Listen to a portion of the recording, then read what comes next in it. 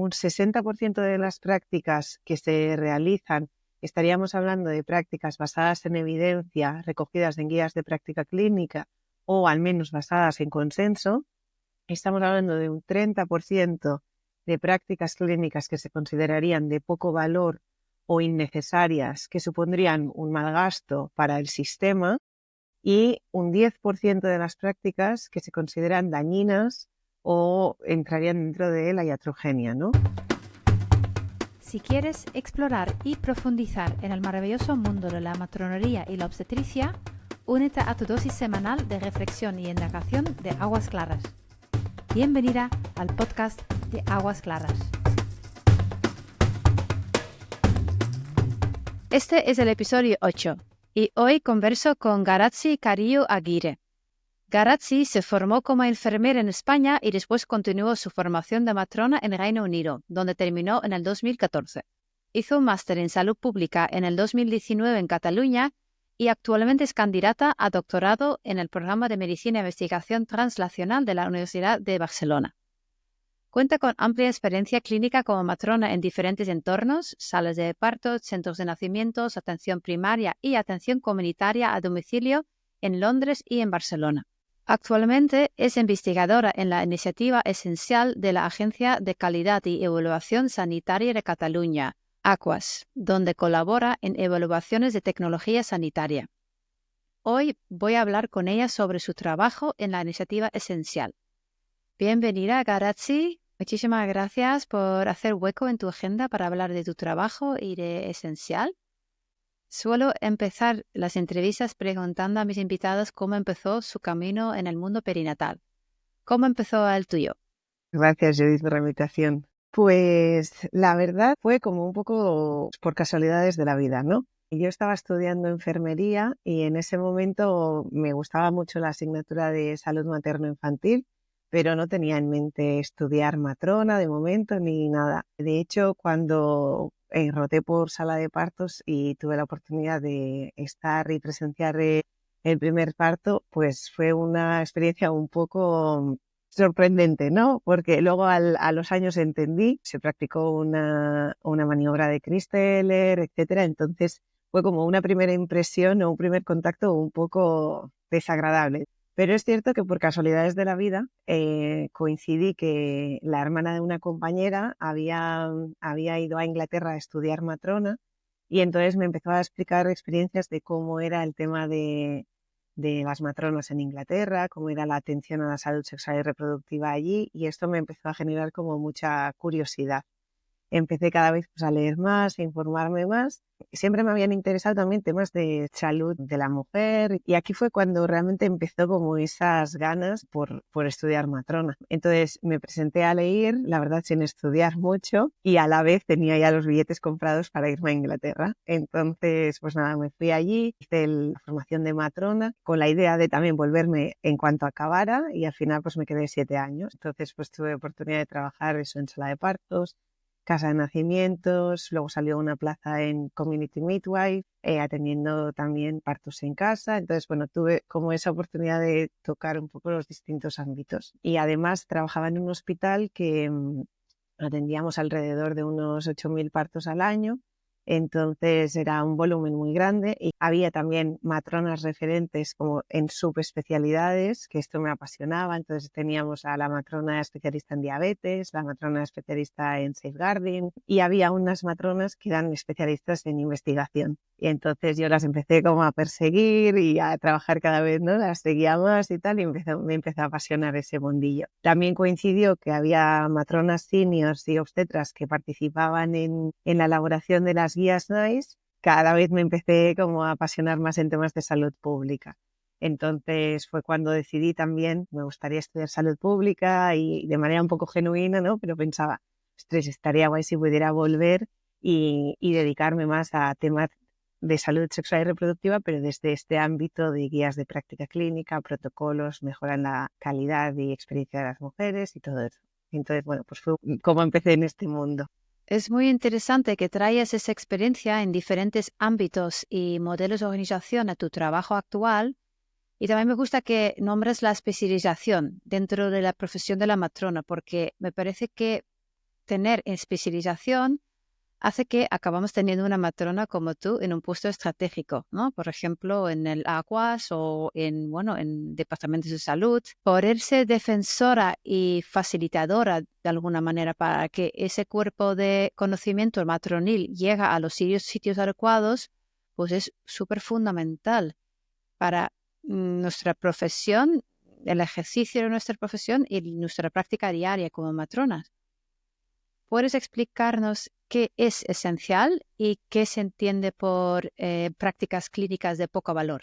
Sí, mira, la iniciativa esencial está dentro de la Agencia de Calidad y Evaluación Sanitarias de Cataluña, que es el AQUAS. Entonces, para empezar, ¿no? El AQUAS es un organismo que nuestro objetivo es generar conocimiento a través del análisis de los datos y de la evidencia y pasar ese conocimiento, como si dijéramos, a los decisores de políticas públicas para que después las puedan poner en las políticas sanitarias, ¿no? Dentro de AQUAS está la iniciativa esencial que tiene como objetivo identificar prácticas clínicas de poco valor. El esencial empezó en el año 2013 y no fue tampoco casualidad, ¿no? En ese momento, alrededor del año 2010, 2012, 13, empezó a haber a nivel mundial como mucho cambio hacia y mucha conciencia de que se tenía que poner el foco, que se estaban haciendo muchas cosas muy bien, pero que también había algunas cosas desde el sistema sanitario que seguramente no se estaban haciendo todo lo bien que se podía o que se estaban haciendo prácticas innecesarias o prácticas de más. Entonces, en ese momento también surge el esencial con el apoyo del Departamento de Salud y de la Academia de Ciencias Médicas de Cataluña y Baleares, que es quien aglutina las sociedades científicas. Desde el esencial, evidentemente tampoco somos la única organización, ¿no? A nivel nacional también está la organización del Ministerio de No Hacer. A nivel internacional está el Choosing Wisely, que es seguramente uno de los organismos más conocidos en estos ámbitos. Y desde el esencial tenemos la suerte de formar parte de la red internacional de Choosing Wisely, que nos ayuda también pues, a identificar dónde están las necesidades y hacia dónde va todo este movimiento. Y en este sentido, pues, ¿qué son las prácticas de poco valor? O sea, ¿qué es lo que abarcamos? Las prácticas de poco valor son aquellas prácticas innecesarias que no aportan beneficios para la salud y que pueden conllevar riesgos. Que normalmente se agrupan pueden ser tratamientos farmacológicos, pruebas diagnósticas, procedimientos. Para poner así algunos ejemplos, ¿no? Pues cuando hablamos de tratamientos farmacológicos, los clásicos podrían ser los antibióticos, por ejemplo, cuando no haría falta, o dar ansiolíticos o benzodiazepinas en episodios de ansiedad, pero que se cronifiquen más de 4 semanas. Temas de pruebas diagnósticas, pues por ejemplo en las lumbalgias hacer pruebas de imagen que tampoco aportan nada al diagnóstico ni al tratamiento. O en procedimientos, ¿no? Pues por ejemplo, si estamos hablando de obstetricia, hacer la episiotomía de rutina. En los años 80 se pensó que aquello era lo mejor, pero luego las grandes cohortes y los ensayos clínicos y todo nos han demostrado que realmente no aporta valor y que precisamente lo que puede traer es efectos secundarios, ¿no? Entonces, poner el foco en esas cosas, en esas prácticas que son innecesarias y que no nos aportan beneficio para la salud. Y eso es desde AQUAS como nuestro objetivo y desde la esencial. Y lo que hacemos es generar documentos de síntesis, que serían las recomendaciones, donde recopilamos toda la evidencia de mayor actualidad y la ponemos a disposición de los profesionales sanitarios y de la ciudadanía. Entonces, lo que hacemos más o menos es de puente entre lo que es la evidencia científica y la práctica clínica. Y Garazzi, hablando de estas prácticas de poco valor, ¿de cuánto volumen estamos hablando? En este sentido, en los últimos años, desde 2010, 2013, se han ido haciendo distintos estudios para valorar y estimar un poco de qué cantidad o qué porcentaje de prácticas estaríamos hablando, ¿no? Recientemente se ha publicado un documento donde se recogen muchos estudios que estimaban estas prácticas y hay bastante consenso, además, a nivel científico, de que un 60% de las prácticas que se realizan, estaríamos hablando de prácticas basadas en evidencia, recogidas en guías de práctica clínica o al menos basadas en consenso. Estamos hablando de un 30% de prácticas clínicas que se considerarían de poco valor o innecesarias que supondrían un mal gasto para el sistema y un 10% de las prácticas que se consideran dañinas o entrarían dentro de la iatrogenia, ¿no? Entonces, es importante también tener en cuenta la magnitud de lo que estamos hablando porque es un volumen importante y sobre todo porque tenemos herramientas a nuestra disposición para revertir estas prácticas, dejar de hacer estas prácticas y así hacer el sistema más sostenible. Es decir, si dejamos de hacer prácticas de poco valor y hacemos prácticas de valor, y aportaremos a la calidad y a la adecuación del sistema. Pero eso es un poco también importante englobarlo en este sentido y con este marco. Y es un montón. Este enfoque en que la atención tenga valor, que sea eficaz y adecuada, digamos, ¿no? Costo efectivo y a la vez también personalizada, ¿no? A las necesidades de la persona que reciba esa atención, es cada vez más importante en una población cada vez más mayor, con más enfermedades crónicas, porque esto realmente es una amenaza real, ¿no? Para la sostenibilidad de un sistema sanitario.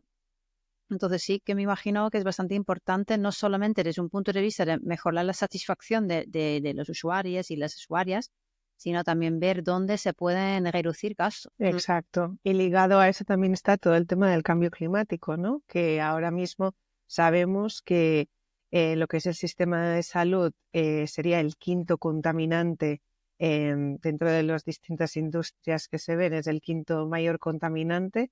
Pues aquí también, si estamos haciendo prácticas que no aportan valor y además esas prácticas como tal siempre dejarán una huella de carbono o emiten gases, pues también es importante desde esta perspectiva, ¿no? Que realmente lo que hagamos aporte valor y beneficie a la población. Y volviendo al tema de las prácticas de poco valor, ¿cómo se decidió qué temas abordar primero? Pues desde lo esencial solemos trabajar distintas especialidades. A veces lo que hacemos es, si hay un profesional sanitario o una sociedad científica que identifica una práctica, pues se puede trabajar por una práctica en concreto o también se puede trabajar por temáticas. Habíamos trabajado antes temas de salud mental, temas de manejo del dolor con el tema de los opioides y en este caso, desde la dirección de Aquas se priorizó el trabajar en temas de obstetricia y en la mejora de la experiencia de las mujeres.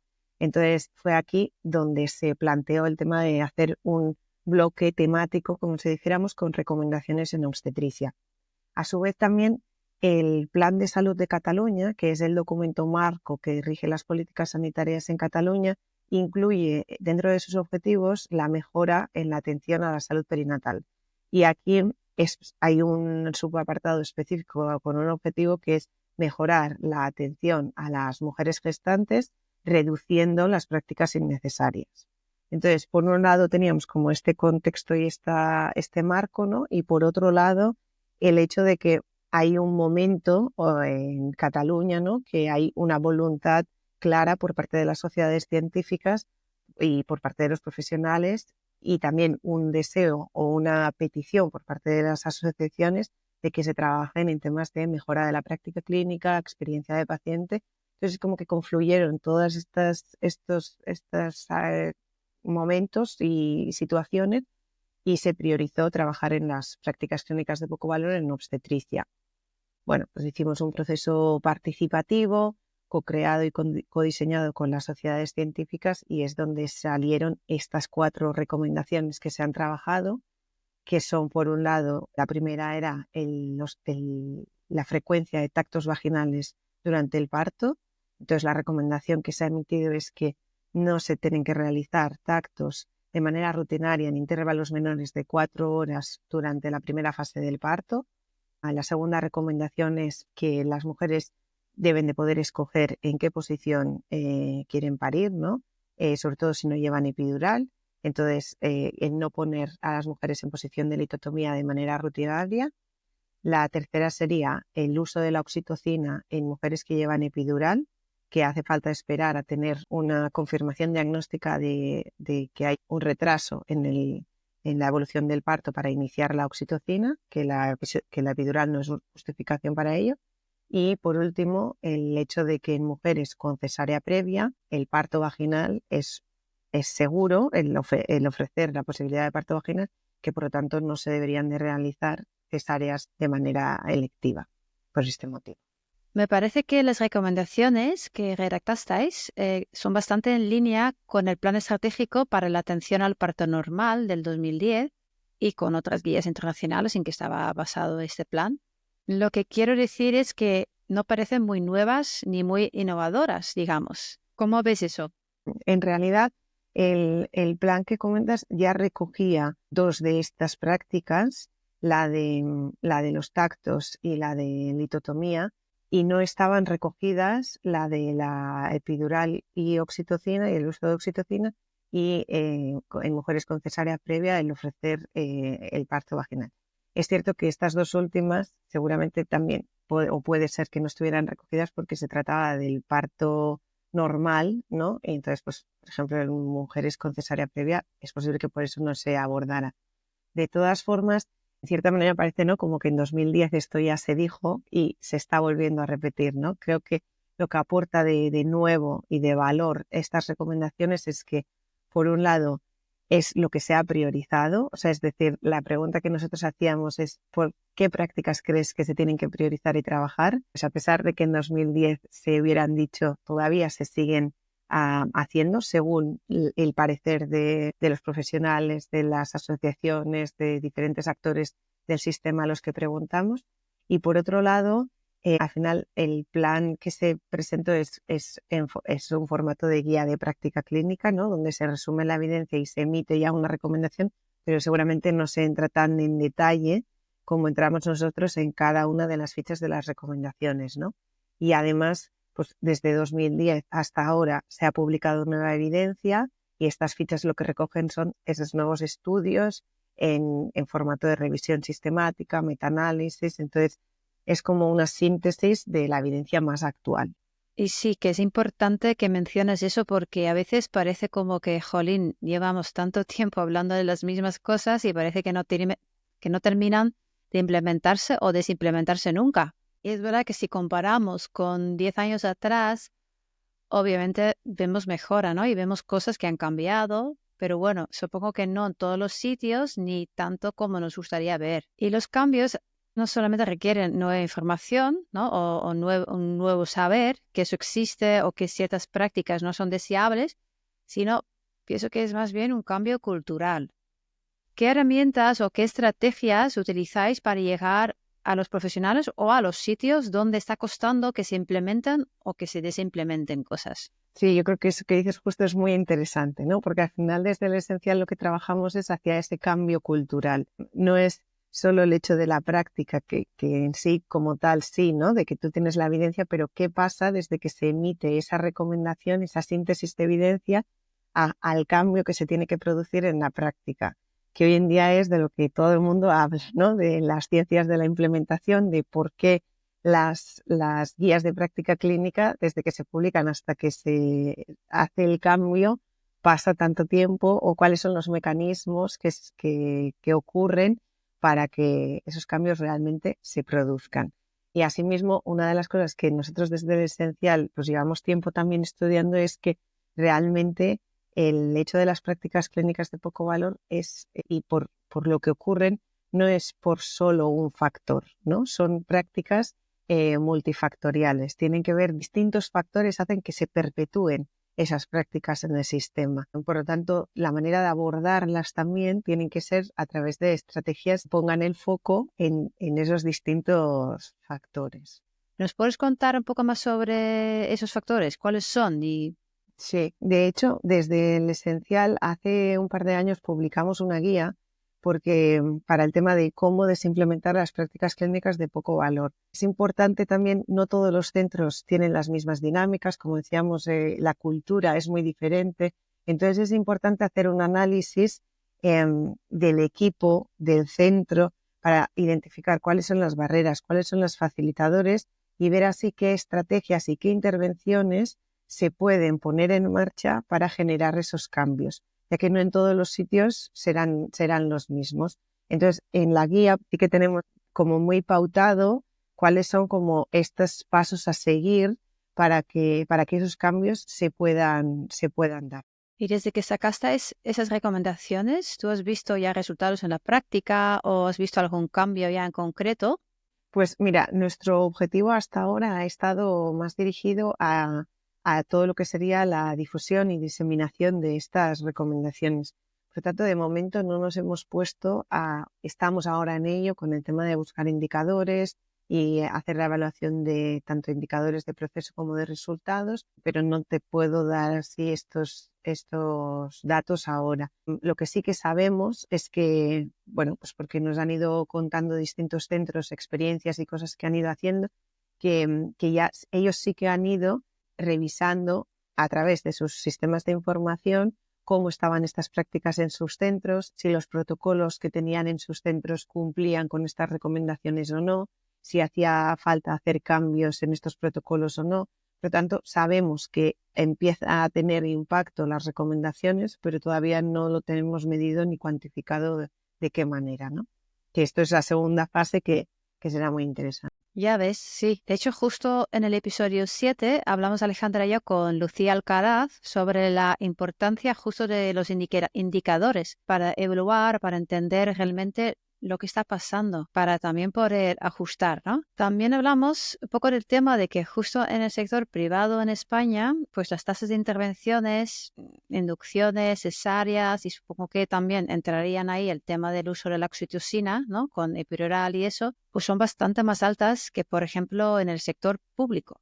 ¿Vosotros como Aquas llegáis a los centros privados? Sí, nuestro objetivo es llegar a todos los profesionales y a todos los centros, tanto sean de titularidad privada como pública. Entonces, nosotros trabajamos en colaboración estrecha con profesionales sanitarios y con las sociedades científicas, como con el CatSalud y el Departamento de Salud. Entonces, nuestro objetivo es, utilizando todos los canales que tenemos, llegar a que esa información y esas recomendaciones vayan a todos los profesionales sanitarios, tanto si trabajan en hospitales públicos, privados, en atención primaria, etcétera. Pues qué bien. Sí, súper importante porque lo que hablamos también con Lucía, que un 30% de los nacimientos ocurren en el sector privado. Entonces, claro, si no se llega a ese 30% de la población, pues es mucho impacto.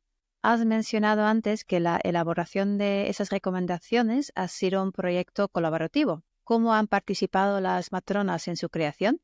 Este proceso tiene como dos partes, ¿no? Primero, cuando se priorizó que trabajaríamos en temas de obstetricia, empezamos por crear un grupo motor. Entonces, en este grupo motor hay representantes de la Asociación Catalana de Llevadoras, tanto matronas, y de la Sociedad Catalana de Obstetricia y Ginecología, obstetras, además de matronas y obstetras del Instituto Catalán de la Salud.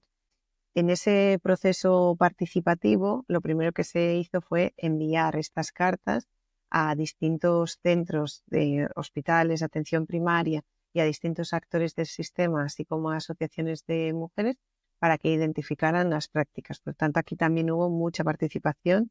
Contactamos con 40 centros y cada centro tenía que, en base a lo que había salido en el equipo, reportarnos las prácticas que identificaban. Por tanto, aquí también hubo participación de matronas. Y en lo que es la priorización de las prácticas, también estuvieron involucradas las matronas a través de la sociedad científica y a través de matronas que trabajaban tanto en el Instituto Catalán de la Salud como en otros proveedores.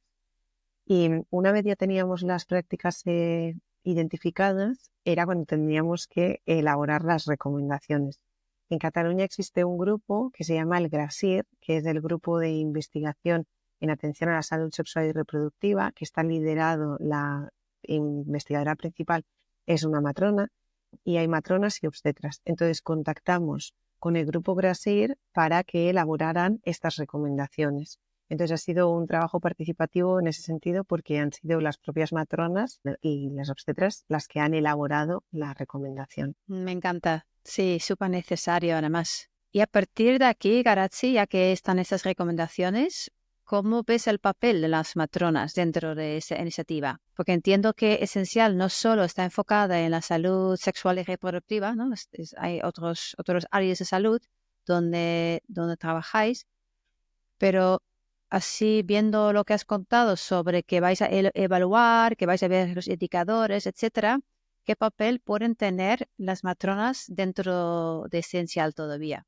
Por un lado, todo lo que es todavía la diseminación y la difusión, las matronas aquí juegan un papel fundamental en dar a conocer estas recomendaciones en los distintos equipos y en los distintos centros, y luego ya son realmente el eje fundamental del cambio, porque realmente las matronas son las responsables en la atención al parto normal y juntamente con las obstetras, ¿no? Pues montan el equipo multidisciplinario para la atención a esos partos pues, que requieran de otro tipo de atención, pues en este caso, pues por ejemplo, por una cesárea previa, etcétera.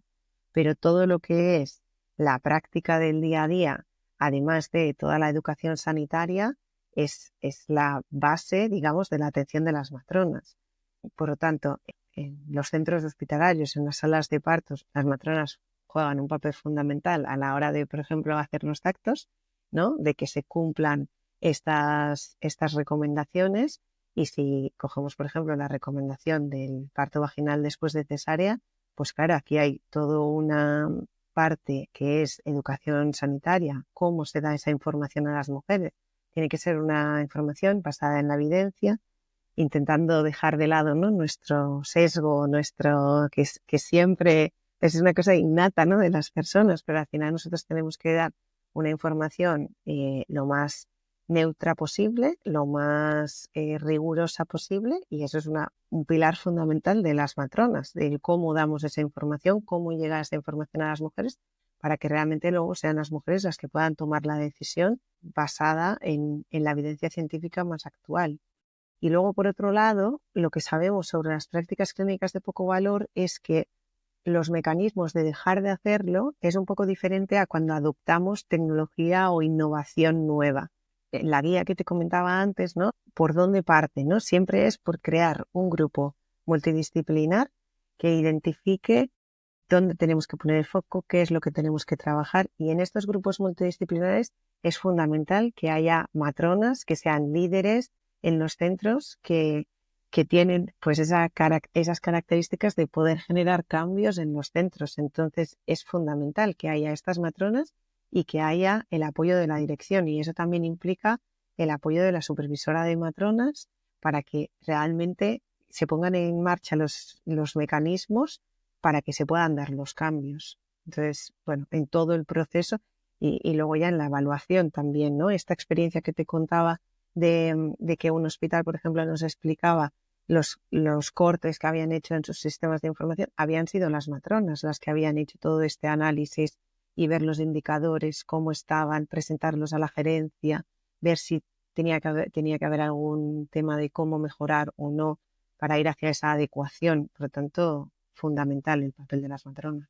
Sí, lo que has dicho del liderazgo, creo que es sentir nuestra importancia como profesional, pero también liderar ciertos procesos de cambio, ¿no? Ahí veo un papel súper importante también de la reflexión estructurada, la práctica reflexiva, para conseguir realmente cambios culturales reales, porque es muy difícil cambiar, ¿no? Una rutina, un sistema organizativo dentro de un equipo. Y aparte de formación, ¿no? y datos, necesitamos entender lo que está ahí debajo.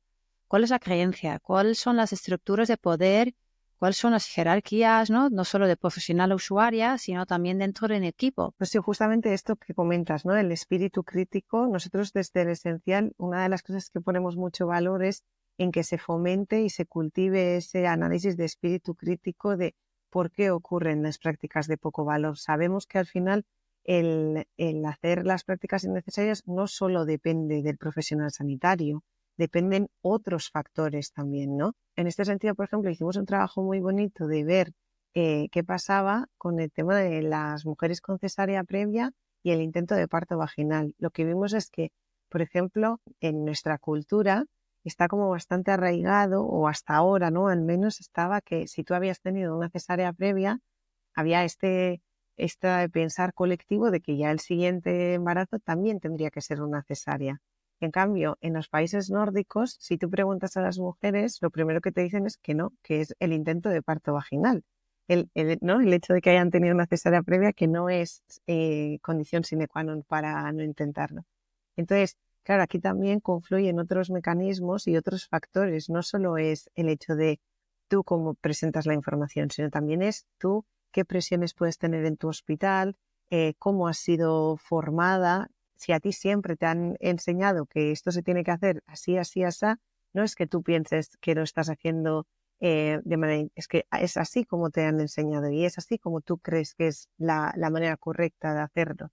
Entonces hay que entender cómo todo eso, esos factores, cómo encajan para después hacer estrategias que estén también dirigidas de manera concreta a cambiar esos hábitos o esas costumbres, ¿no? Sí, me gusta mucho eso porque creo que estamos hablando de lo mismo, ¿no? El pensamiento crítico, la reflexión estructurada, hacer lo invisible visible. ¿Cuáles son los próximos pasos para Esencial en el ámbito de la salud sexual y reproductiva? Pues ahora mismo estamos como muy centrados en el tema de la desimplementación y evidentemente en este proceso en todo lo que sería la evaluación, ver si se están dando cambios o no y entender cómo se están dando esos cambios. Y evidentemente, ¿no? Pues seguir con la difusión y la diseminación de estas recomendaciones, que al final son documentos que nosotros creemos que son muy valiosos, han sido muy elaborados y comportan mucho trabajo por parte de las profesionales también y bueno, seguir en esa línea. Qué bien.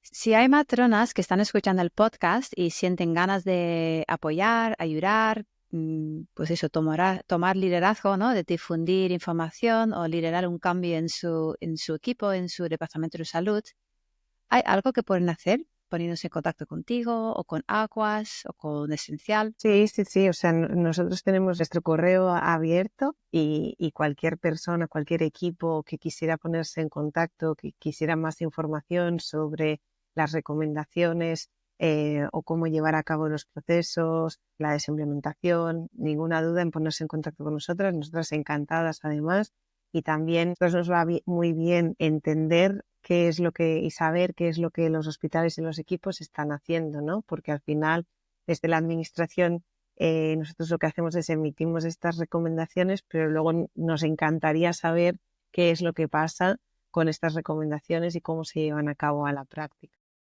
Voy a compartir los enlaces y la información de lo que hemos hablado en este podcast en las notas del episodio. Y bueno, quiero darte las gracias, Garazi, por estar aquí, por compartir con nosotros esa información, también por tu trabajo. Me encanta también ver que no solamente podemos apoyar desde la asistencia, que es fundamental, por supuesto, pero que también necesitamos matronas en otros sitios, posiciones estratégicas, donde realmente pues también podemos ayudar y apoyar en la causa. Pues muchísimas gracias a ti, Judith. Y desde aquí me gustaría también agradecer porque al final el esencial, o sea, la razón de ser del esencial son las profesionales sanitarias, ¿no? Y las usuarias, los pacientes, la ciudadanía. Y desde aquí, pues agradecer a todo el mundo que ha participado en este proceso participativo, porque desde el esencial sí que hemos ido como un poquito empujando el proceso, pero al final ha sido un proceso co-creado, co-diseñado con todos los distintos actores del sistema y también con la ciudadanía, ¿no? Que yo creo que aquí tenemos un reto importante cada vez de incluir más a la ciudadanía en las políticas sanitarias y en cómo hacemos las cosas. Y creo que es la línea a seguir y de agradecer al grupo del GRACIEF también, a las sociedades científicas, a todos los que han participado en este proyecto. Y con esta reflexión tan importante llegamos al final de ese episodio 8. Gracias por escuchar y hasta pronto.